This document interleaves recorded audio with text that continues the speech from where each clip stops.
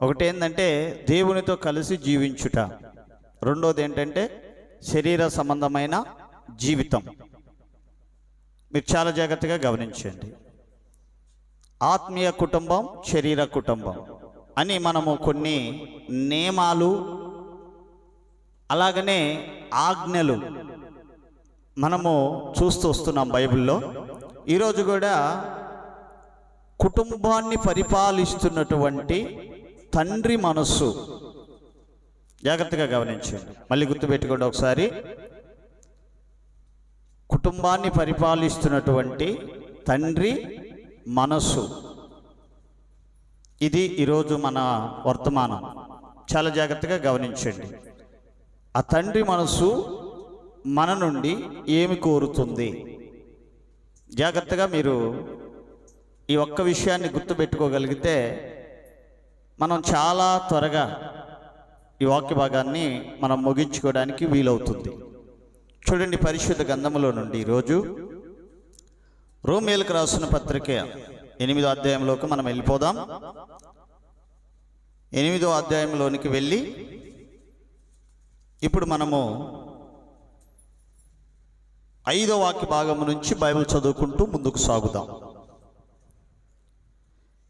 శరీరశారులు, జాగ్రత్తగా వినండి.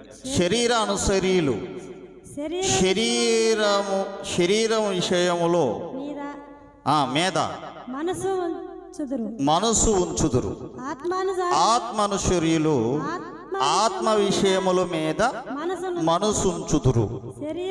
శరీర సంబంధమైన మనసు మరణం, ఆత్మ సంబంధమైన మనసు జీవమును సమాధానమయ్యున్నది. ఒకసారి దేవునికి స్తోత్రాలు చెప్దామా? ఇక్కడ ఎన్ని మనసులు ఉన్నాయి చెప్పండి. ఎన్ని ఉన్నాయి? 2 ఉన్నాయి. ఒకటేంటి? శరీరానుసరీయమైన మనస్సు. రెండోది ఏంటి? ఆత్మానుసరీయమైన మనస్సు. అర్థమైందా నేను చెప్పేది? ఇప్పుడు జాగ్రత్తగా మీరు గమనించాలి. 2 కుటుంబాలు, ఒకటి ఆత్మ సంబంధమైన కుటుంబం, రెండోది శరీర సంబంధమైన కుటుంబం. శరీర సంబంధమైన కుటుంబంలోనికి వెళ్ళినప్పుడేమో శరీర సంబంధమైన కుటుంబంలాగా ప్రవర్తించడం, ఆత్మ సంబంధమైన కుటుంబంలోనికి వచ్చినప్పుడేమో ఆత్మ సంబంధమైన కుటుంబం, ఆత్మ సంబంధమైన మనసు కలిగిన వారిగా ప్రవర్తించడం. ఇలా కుదురుతుందంటారా? చెప్పండి, ఇలా కుదురుద్దా? ఎవరు చెప్పట్లా. ఎలా కుదురుద్దా? కుదురుద్దా కుదరదా? ఇప్పుడు ఏమన్నాడు ఇక్కడ? 2 మనసులు ఉన్నాయి. ఒకటి శరీర సంబంధమైన మనస్సు, రెండోది ఆత్మ సంబంధమైన మనస్సు. కుటుంబాలు ఎన్ని ఉన్నాయి? 2 ఉన్నాయి. ఒకటి ఆత్మ సంబంధమైన కుటుంబం, రెండోది శరీర సంబంధమైన కుటుంబం. ఇప్పుడు ఆత్మ సంబంధమైన కుటుంబంలో ఉన్న మనిషి శరీర సంబంధమైన కుటుంబంలోనికి వెళ్ళాడు అనుకోండి, అప్పుడు ఎలా ఉంటుంది చెప్పండి ఒకసారి. నేను ముగిస్తా, మీరు చెప్తే కదా త్వరగా. ఒక భక్తుడు ఉన్నాడు. ఫస్ట్ తన జీవితాన్ని ఏం చేశాడంటే ఆత్మ సంబంధంగా కట్టుకున్నాడు. అతనేం చేశాడు? కొంతకాలం జీవించాడు. దేంట్లో చెప్పండి? దేంట్లో?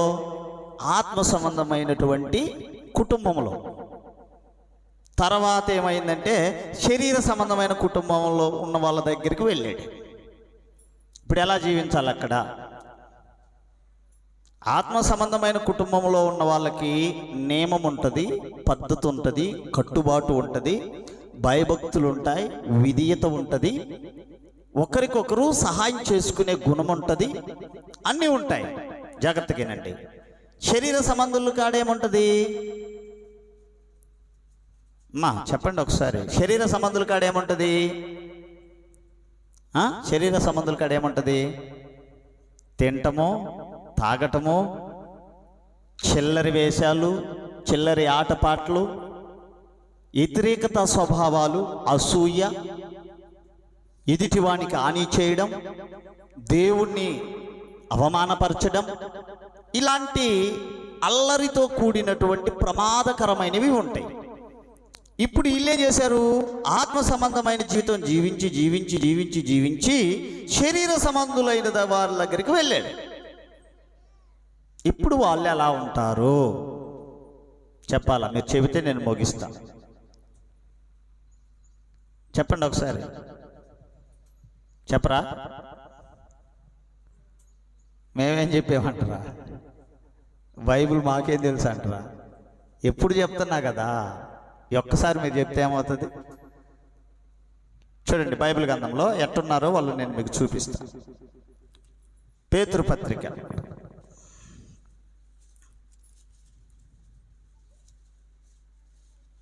జాగ్రత్తగా మీరు బైబిల్ గ్రంథాన్ని దయచేసి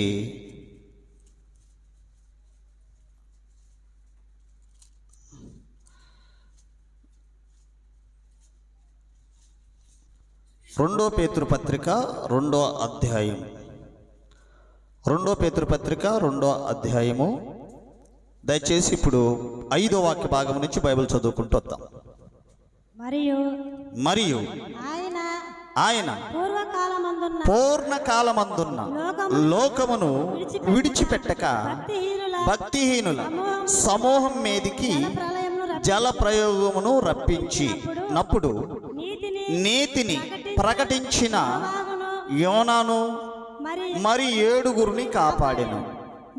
మరియు ఆయన సుధా గుమ్మములను పట్టణములను భస్మము చేసి ముందుకు భక్తిహీనులైన వారికి వాటిని దృష్టాంతముగా ఉంచుటకై వాటిని నాశనము చేసిన దుర్మార్గుల కామాయికారమైన నడవడి చేత బహు బాధపడిన నీతిమంతుడగు లోతును తప్పించెను. ఆ నీతిమంతుడు వారి మధ్యన కాపరముండి తాను చూచిన వాటిని బట్టి ఇనిన వాటిని బట్టి వారు అక్రమమైన క్రియల విషయంలో దినదినము నీతిగల, జాగ్రత్తగా వినండమ్మా, ఇక్కడ జాగ్రత్తగా మాట వినాలి. నీతిగల తన మనసును నొప్పించుకునుచూ వచ్చెను. ఏం నొప్పించుకుంటున్నాడు ఈయన? మా అర్థమవుతుందా? ఏం నొప్పించుకుంటున్నాడు ఈయన? నీతి కలిగిన తన మనసును, నీతి కలిగిన తన మనసును అంటే దేవుని సంబంధమైన మనస్సును ఏం చేసుకుంటున్నాడు? నొప్పించుకుంటున్నాడు. ఎక్కడున్నాడు ఇప్పుడు ఈయన? జాగ్రత్తగా వినండి, ఇప్పుడు మీకు అర్థమయ్యేటట్టుగా చెప్తాను. అబ్రహామును దేవుడు పిలిచాడు. అబ్రహాము శారా ఇద్దరు వస్తున్నారు. వారి సహోదరుని కుమారుడైనటువంటి లోతు కూడా తన వెంట రావడానికి ఇష్టపడ్డాడు. జాగ్రత్తగా వినండి, లోతును దేవుడు పిలవలా. అర్థమైందా? లోతును దేవుడు పిలవలా, కానీ అబ్రహామును పిలిచాడు. కాబట్టి అబ్రహాము శారా వస్తున్నారు. తన సొంత దేశాన్ని, తన బంధువర్గాన్ని అందరిని విడిచిపెట్టేసి, మనకు ఆదికాండం 12వ అధ్యాయం స్పష్టంగా మనకి సమాధానం ఇస్తుంది ఈ వాక్యం. వస్తున్నప్పుడు ఆయనతో కూడా తన సహోదరుడు కుమారుణ్ణి, అంటే తన తండ్రి సహోదరుని కుమారుణ్ణి ఈయన ఎనికిడితి తీసుకొచ్చుకున్నాడు. ఎవరైనా? లోతు. జాగ్రత్తగా వినండి, కొంతకాలం గడిపారు, బాగానే ఉంది అబ్రహాముతో. అబ్రహాం ఎవరు చెప్పండి అమ్మా? అబ్రహాం ఎవరు? 3 బిరుదులు ఉన్నాయి ఆయనకి. 3 మూట్లలో ఒక్కటి చెప్పండి. విశ్వాసులకు తండ్రి. మిగతా 2 ఏంటి? 3 బిరుదులు ఉన్నాయి ఆయనకి. 3 బిరుదుల్లో ఒకటేంటి? గట్టిగా వినండి, ఒకటేంటి? విశ్వాసులకు తండ్రి. ఇది ఎప్పటి బిరుదు? ఇది ఎప్పటి బిరుదు? ఏమో మాకేం తెలుసు అంటారా? అంటే కాలానికి ఒక బిరుదు అబ్రహాముకి ఇవ్వబడింది. జాగ్రత్తగా మీరు గమనించండి, ఆ బిరుదుల గురించి నేను చెప్తాను. ఫస్ట్ అబ్రహాముకి దేవుడిచ్చిన బిరుదు ఏమిటంటే, ప్రిలరా సేహితుడు. ఏంటంట చెప్పండి ఒకసారి, గడి చెప్పండి. ఏంటంట? సేహితుడు. ఆయన సేహితుడు ఎవరికి చెప్పండి. మనం అంటాం కదా, ఓరి మీ స్నేహితుడు ఏంద్ర అక్కడ తిరుగుతున్నాడు, వాళ్ళు అక్కడ ఉన్నాడు, నాకు అగపడ్డాడు, ఒంగోలు అగపడ్డాడు అంటాం కదా.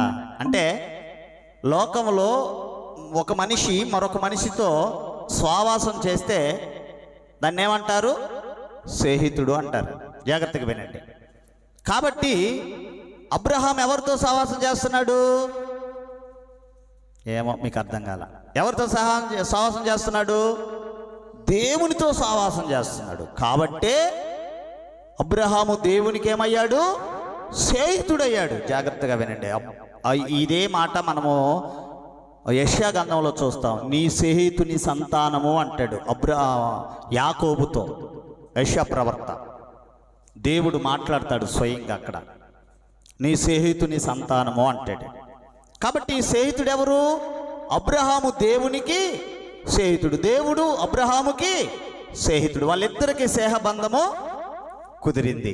ఇది ఫస్ట్ బిరుదు ఏంటంటే స్నేహితుడు. ఆ స్నేహితుడు బిరుదును తను నిలబెట్టుకున్నాడు కాబట్టి వాగ్దానాన్ని చేపట్టడానికి అర్హత గలవాడుగా ఉన్నాడు. అర్థమైందా? తర్వాత బిరుదు ఏమిటంటే వాగ్దానం చేపట్టిన తర్వాత ఆయనకు రెండో బిరుదు ఏంటంటే విశ్వాసులకు, చెప్పండి ఒకసారి, విశ్వాసులకు తండ్రి. ఏమంటారు ఆయన్ని? విశ్వాసులకు తండ్రి. జాగ్రత్తగా వినండి. మూడో బిరుదు ఏంటి? చెప్పండి, మూడో బిరుదు ఏంటి? రెండు బాగానే విన్నారు, రెండు బాగానే చెప్పారు. మూడో బిరుదు ఏంటి?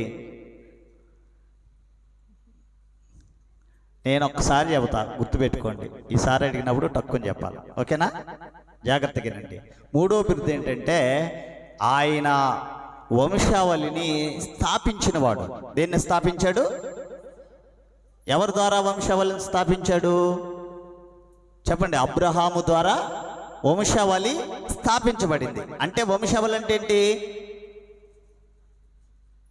సంతానం అయిపోయింది. వాగ్దానము విశ్వాసులకు తండ్రి అయిపోయింది. అక్కడ లేదు మీరు ఆ పదం వాడటానికి.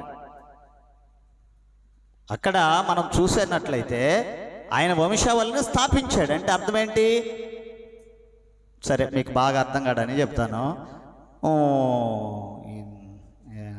ఆదాముని ఏమంటారు? చెప్పండి అయ్యా, ఒక్కరన్నా చెప్పరు. ఆదాముని ఏమంటారు? ఆదాముని ఏమంటారు? సృష్టికి మూల పురుషుడు.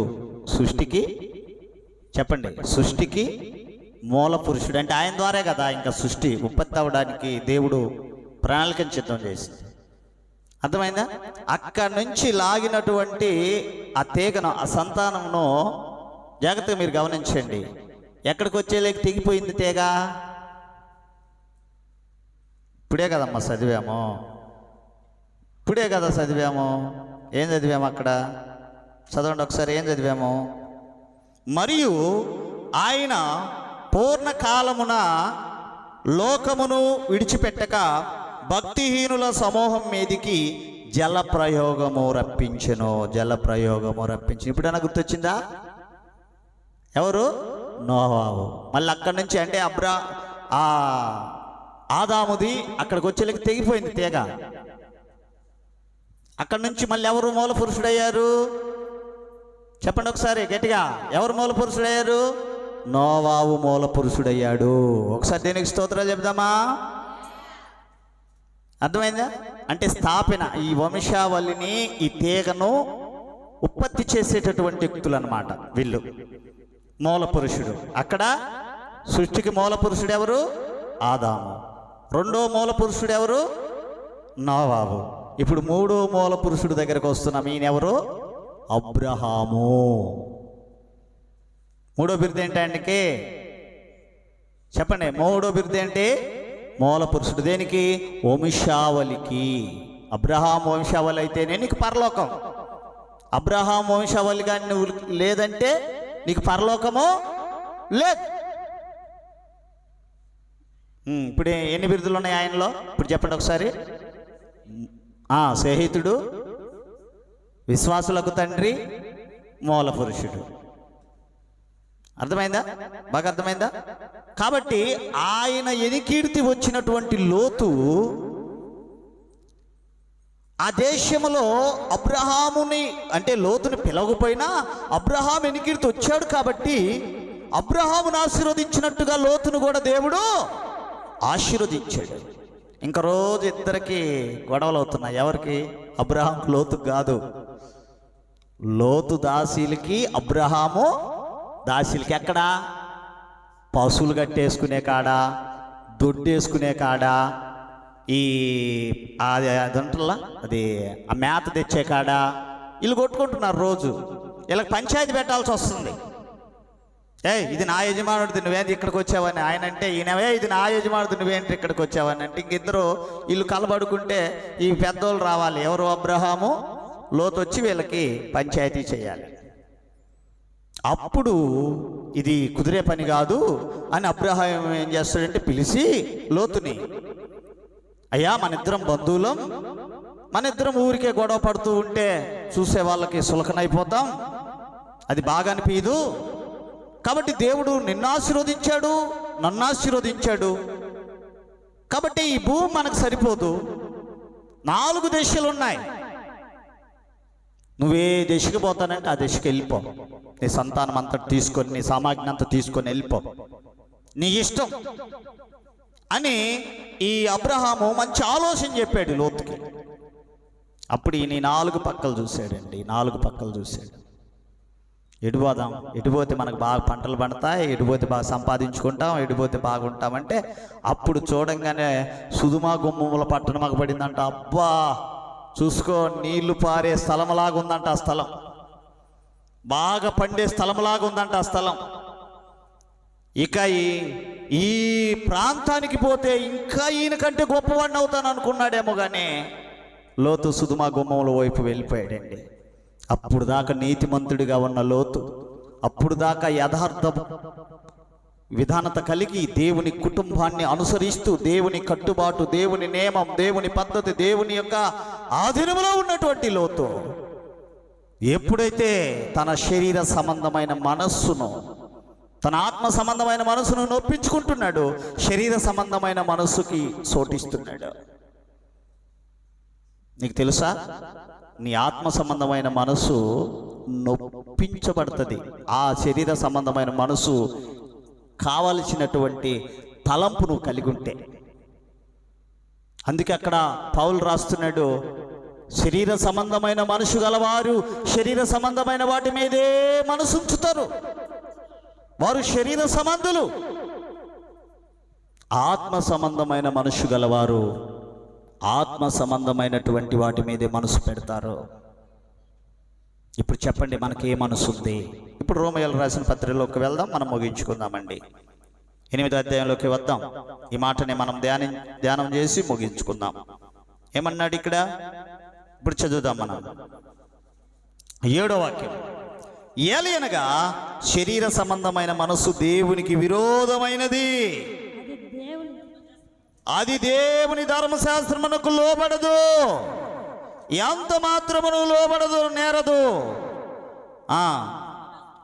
శరీర స్వభావము గలవారు ఏమంటారంట?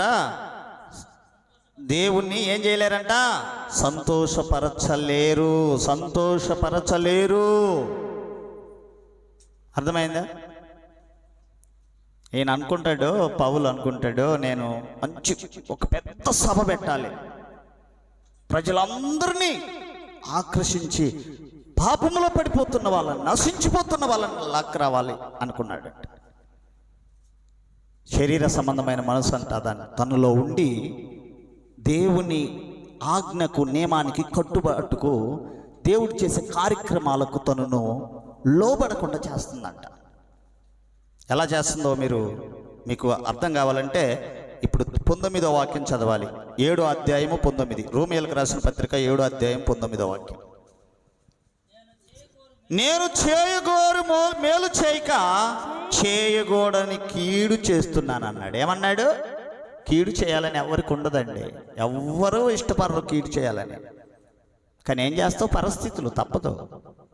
డబ్బు కావాలంటే కీడు చేయాల్సిందే, ఈ లోకంలో పేరు కావాలంటే కీడు చేయాల్సిందే, ఈ లోకంలో ఘనత కావాలంటే కీడు చేయాల్సిందే. ఎదుటివాడిని హాని చేయాలని, ఎదుటివాడికి కీడు కలిగించాలని ఎవడు ఆలోచించడు, కానీ చేయవలసి వస్తుంది. ఎందుకు చేయవలసి వస్తుందంటే తన మనస్సు శరీర సంబంధమైనదిగా ఉంది. ఆ విషయాన్ని ఆ వ్యక్తి గ్రహించాలి. అందే పౌలు అంటున్నాడు, నేను చేయాలనుకున్న మేలు చేయలేక చేయకూడదనుకున్న కీడు చేయుచున్నాను. చేస్తుంది ఎవరని చెప్తున్నాడు ఇక్కడ. ఇక కింద వాక్యం చదవండి ఒకసారి 20. నేను కోరిన దానిని చేసిన ఎడల దానిని చేసినది నా యందు నివసించు పాపమే గాని ఇక నేను కాదు అన్నాడా? ఏమన్నాడు? నేను చేయొద్దనుకున్న దాన్ని చేశానంటే అది చేయిస్తుంది నేను కాదు, అది చేస్తుంది నేను కాదు, నాలో నివసిస్తున్నటువంటి నా స్వభావం, నా మనస్సు నాకు వ్యతిరేకంగా అది పోతూ ఉంది, నాకు వ్యతిరేకంగా నన్ను తీసుకెళ్తుంది. అందుకే దేవుని కార్యాలు చేయడానికి చాలామంది వెనుకాడతారు, దేవునికి ఇవ్వడానికి వెనుకాడతారు, దేవుని సంఘానికి ఒక ఆత్మను రక్షణలోనికి నడిపించడానికి వెనుకాడతారు. ఎందుకంటే వారు చేయాలనుకున్నది శరీర సంబంధమైన స్వభావం గలవారు కాబట్టి చేయలేరు. ఆ స్వభావం ఉన్న వాళ్ళు ఎవరు చేయలేరు, వాళ్ళకి సాధ్యం కాదు. అయితే కింద వాక్యం చెబుతుంది, ఏం చెప్తున్నాడు? కింద వాక్యం చదవండి ఒకసారి 21. కాబట్టి మేలు చేయగోరి నాకు కీడు చేయుట కలుగుచున్నదందున ఒక నియమము నాకు కనబడినది. విన్నారా? ఒక నియమం ఉంది, ఆ నియమంలోనికి వెళ్తా నేను, అప్పుడు చేయగలుగుతా. ఎప్పుడు చేయగలుగుతాను చెప్పండి, నేను ముగిస్తున్నా. ఎప్పుడు చేయగలుగుతా? ఒక నియమం ఉంది, ఆ నియమంలోకి వెళ్తా, అప్పుడు చేయగలుగుతా నేను. ఆ నియమం లేకపోతే నేను చేయలేను. ఇప్పుడు చెప్పండి, మనకి నియమము ఎవరు? యేసుక్రీస్తు ప్రభువారే. విన్నారా? అర్థమైందా మీకు? శరీర సంబంధమైన మనుషుల జీవితాలు అలా ఉంటాయి, శరీర సంబంధమైన ఆలోచన గలవారి జీవితాలు అలా ఉంటాయి. అందుకే మనకు దేవుడు ఏమిచ్చాడు? ఇప్పుడు చెప్పండి, దేవుడు ఏమిచ్చాడు? ఇప్పుడు దాకా చెప్పాను కదా, ఏమిచ్చాడు? ఆత్మ సంబంధమైన మనసు. ఎలా వస్తుంది మనకి? ఏమో మళ్ళా మొదటికి వెళ్ళిపోయారు, 1వ తరగతిలోకి వెళ్ళిపోయారు. మళ్ళీ దేవుని నియమంలోనికి చెప్పండి ఒకసారి, దేంట్లోకి రావాలి? లోతు ముందు అబ్రహాముతో ఎక్కడున్నాడు? దేవుని నియమములలో ఉన్నాడు.